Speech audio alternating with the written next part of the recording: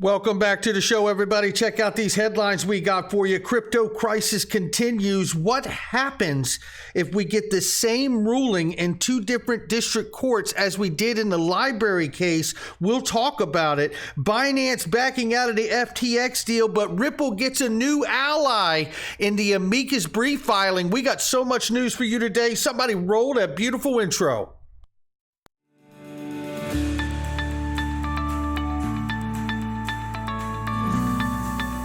Digital Perspectives with Brad Kimes. Come on in.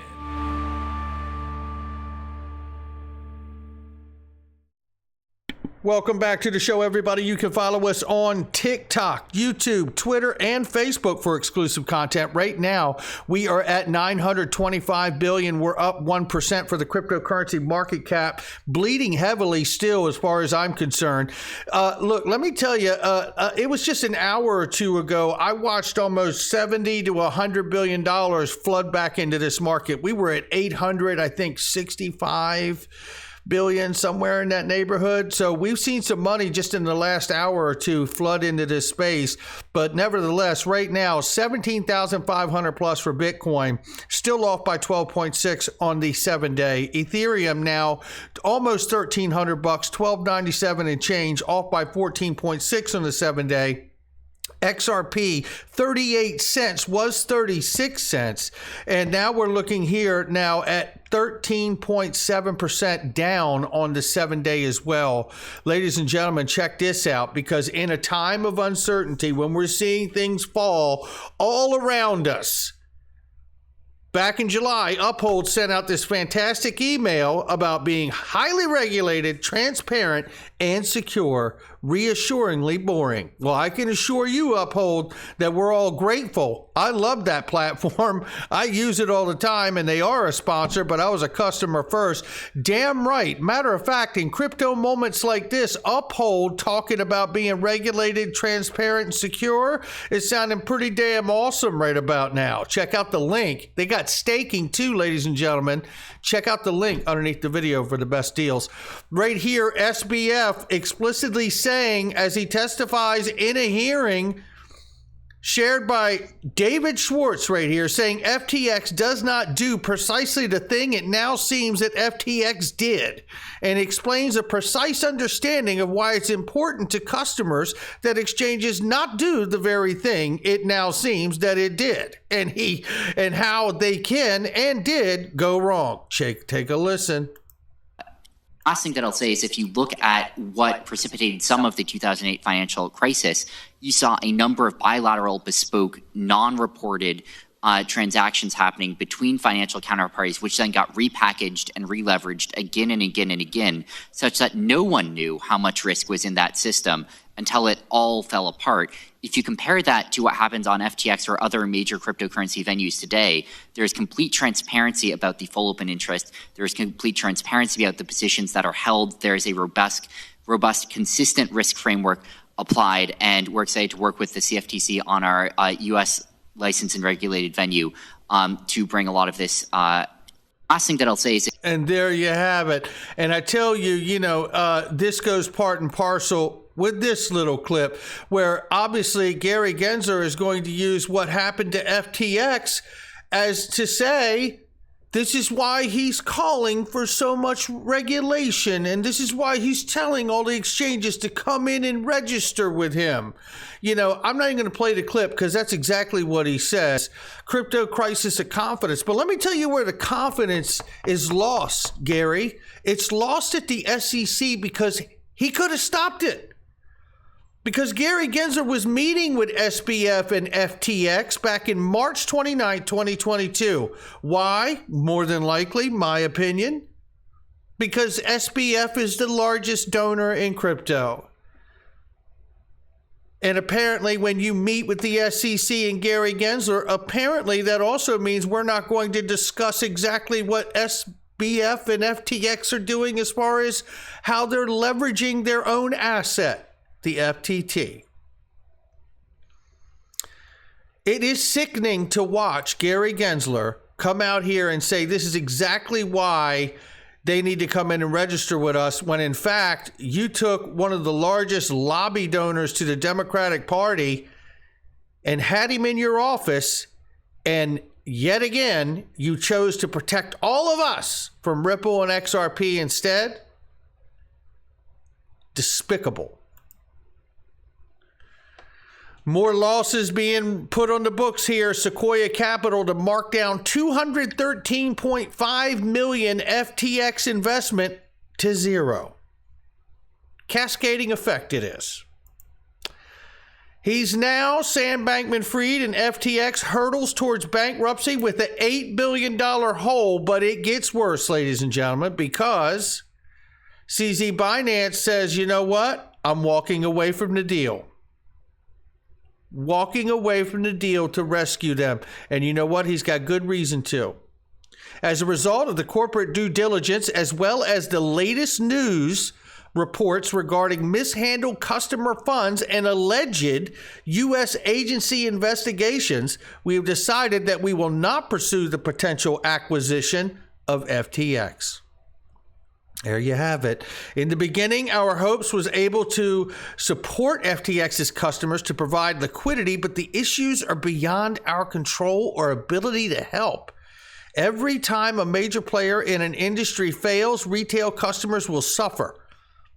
We've seen over the last several years that crypto ecosystem is becoming more resilient, and we believe in time that outliers that misuse user funds will be weeded out by the free market.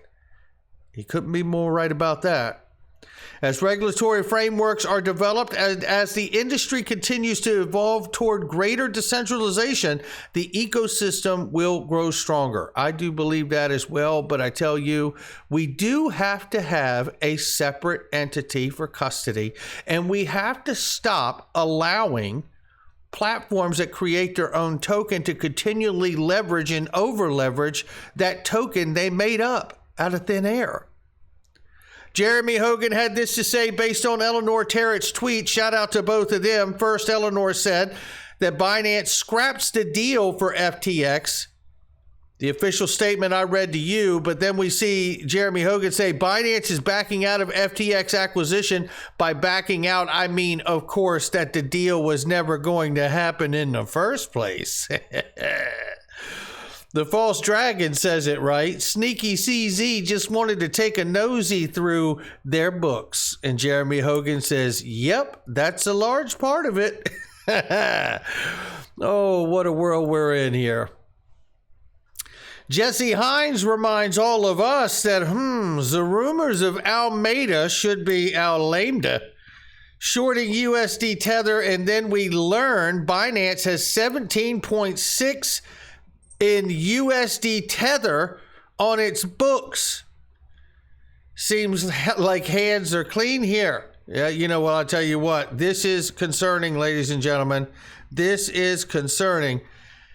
He says, my best guess, this isn't over yet. SBF and FTX likely know where a lot of the bodies are buried and will start coming after them one by one.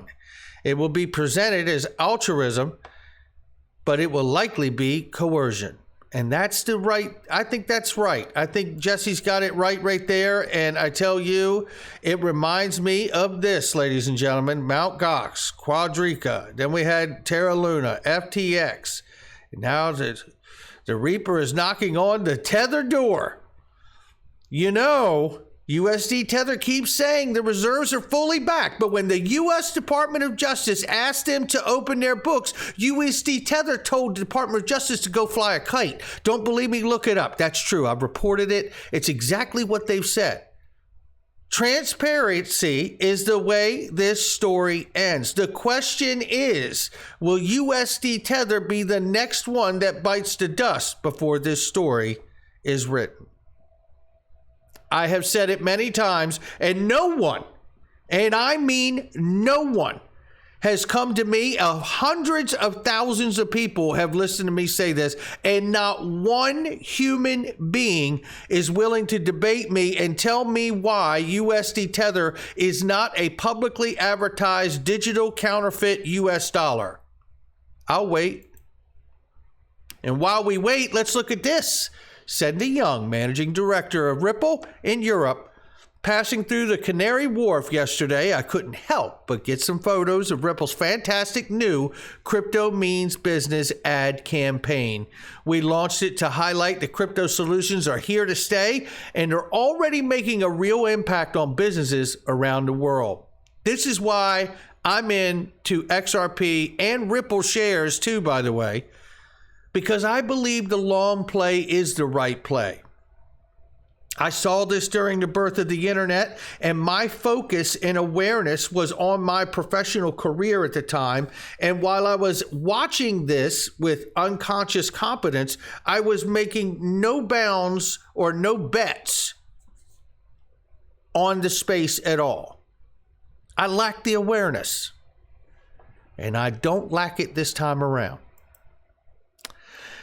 Wrath of Common reminds us all that in August, it was reported Ripple was looking to purchase Celsius remains. Celsius used FTX to move funds, and Alameda was a creditor that FTX bailed out.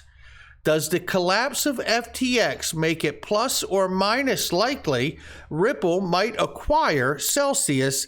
Has that ship sailed? And if not the company, but the assets, I ask, on top of what Wrath of Common asked there. And at this point, will Ripple be interested in any of the assets from FTX? Make quite a liquidity pool, wouldn't you think? Jesse Hines says here, talking about referencing the library case quickly here and the really messed up ruling that was delivered on that front. However, that was Circuit 1 court. We know that, but Jesse Hines reminds us, well, the same ruling in two different district courts is basically game over. They win, meaning the SEC. John Deaton says here, I agree with Jesse. If Judge Torres rules exactly the same as library case, it would be game over in the U.S. until the Second Circuit overturned her if it did, or alternatively, the Supreme Court in 4 or 5 years. Like I said, the Ripple brief was written for the Second Circuit. If the U.S. Crypto Laws live stream was longer yesterday, he would have explained that the real danger to Ripple is that the SEC doesn't have to prove the actual sales of unregistered security. It only has to prove Ripple made an offering of an unregistered security. This is why it's so important for XRP holders to be involved as amicus. If Judge Torres agreed with the judge in library and concludes that by owning billions of XRP alone, without any other statements by Ripple, constitutes an offer, she must address secondary market sales. Some will say that she doesn't have to address secondary market sales, but I'm confident she will. I don't think she will agree with library judge for the reasons I addressed in the live stream. But here's another great point he makes here. But I seriously doubt that Judge Torres, after allowing us to participate for almost 2 years, would ignore the secondary market transactions independent of Ripple. To do so would mean that she allowed us in as amicus, ruled that she desired to hear our perspective, and then ignored us. I seriously doubt that she ignores 75,000 XRP holders, TapJet, SpendaBits, iRemits, and the rest. And we've got some new ones today, a new one today. And it's Reaper Financial. Shout out to them for contributing as an amicus brief filer right there. This is getting very exciting to me, ladies and gentlemen, and we know that Reaper Financial filed the motion to submit amicus brief, and shout out to Fred Rispoli, who's representing them as well. Prominent corporate lawyer, Ripple enthusiast James Filan is taken off to Twitter to share that Reaper Financial has addressed Judge Torres, presiding judge in the Ripple SEC case, for permission to step in as amicus curiae in this case. It says here that the emitter of Reaper token based on the XRP ledger in the document filed with the judge, the company stresses that it is not directly connected to Ripple. Its main goal is purchasing the digital coins of other companies and destroying them, sending them to unspendable wallets in order to reduce their circulating supplies. And here is just a quick shot of what you have here. Fred Rispoli filing to appear pro Havoc, Vice on behalf of Reaper Financial. So asking permission of the court to be in that jurisdiction that he's normally not in because he represents Reaper Financial here. And this is just some of the highlights of the Reaper brief here.